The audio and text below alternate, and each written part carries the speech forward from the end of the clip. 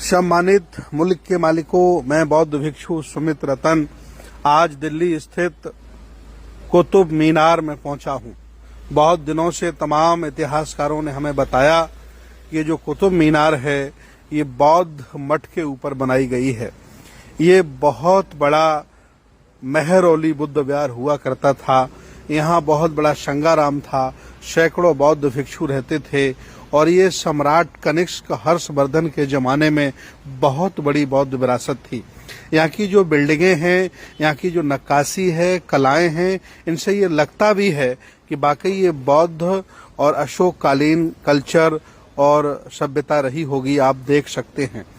मैं पहुंचा, आज पूरा हमने ऑब्जर्वेट किया। हालांकि ये नियम है कि किसी भी मस्जिद में बुत नहीं होते, मूर्तियां नहीं होती, लेकिन हमारे द्वारा सैकड़ों मूर्ति वहां देखी गई। और जो पूरी बिल्डिंग बनी है, स्ट्रक्चर बना है, तमाम वहां संगाराम, बड़े बड़े हॉल, उनका डिजाइन अलग है, उनका पत्थर अलग है। और ये जो मीनार बना है इसका डिजाइन और पत्थर अलग है। इससे ये सिद्ध होता है कि बौद्ध मठ के ऊपर ही या इसके एक साइड में इस मीनार को मुस्लिम शासक के द्वारा बनाया गया।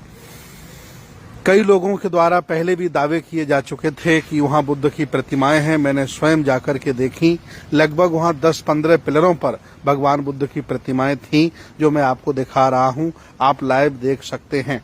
इसके अलावा वहां के पत्थर भी हमने लिए।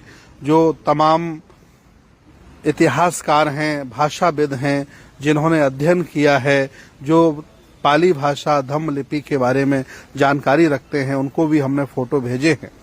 और एक बहुत ऐतिहासिक चीज वहां देखने को मिली। जैसे स्तंभ लगाने की परंपरा सम्राट अशोक के बाद डेवलप हुई, उनके द्वारा बलुई पत्थर के तमाम अशोक स्तंभ, शिलालेख जगह जगह बनवाए गए। लेकिन यहाँ एक लौह स्तंभ मिला। वहां इतिहासकारों ने लिखा है कि गुप्तकालीन है, लेकिन ये सम्राट अशोक की संस्कृति को, उनके दर्शन को जन जन तक पहुंचाने के लिए, फैलाने के लिए उनकी विचारधारा के शासकों ने यहाँ पत्थर का नहीं बल्कि लोह स्तंभ लगाया है।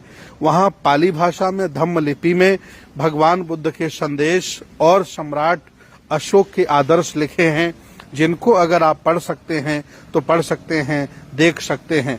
एक तरफ अशोक स्तंभ बना है, एक तरफ मीनार बनी हुई है। वहां भारतीय पुरातत्व सर्वेक्षण के लोगों ने जो उनके पास जानकारी थी लिखा, लेकिन मेरे हिसाब से यह पाली भाषा है, धम्म लिपि है और बुद्ध के उपदेश और सम्राट अशोक के संदेश इस पर लिखे हैं। ये लगभग 100 एकड़ में फैला हुआ बहुत बड़ा बौद्ध मठ था।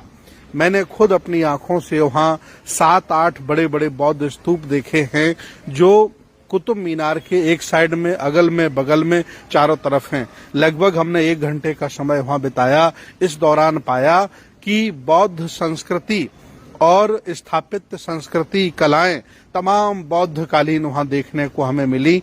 और वहां बड़े बड़े बौद्ध स्तूप भी हमें देखने को मिले। एक साइड में ऊंचे ऊंचे जो स्तंभ बने हैं ये बौद्ध स्तूप हैं। ऐसे बौद्ध स्तूप पूरी दुनिया में कहीं भी देखे जा सकते हैं। आप लोग देख सकते हैं, चाहे बोधगया हो, राजगिरी हो, नालंदा हो, चाहे बाराहूत हो और चाहे और भी बहुत सारे स्थानों पर। इसके अलावा ये स्थान बहुत ही सुरम्य है, बहुत ही सुंदर है। आप ये जानते हैं कि समय समय पर अलग अलग संस्कृतियों को मानने वाले लोग यहाँ शासक बने रहे। मुसलमान जब शासक थे तो उन्होंने इसे मस्जिद का रूप दिया, मीनार बनाया। हिंदू शासक रहे होंगे तो इसे मंदिर के तौर पर इस्तेमाल किया गया होगा। और जब बौद्ध शासक थे तो उन्होंने इसे बुद्ध विहार और बहुत सुंदर बौद्ध मठ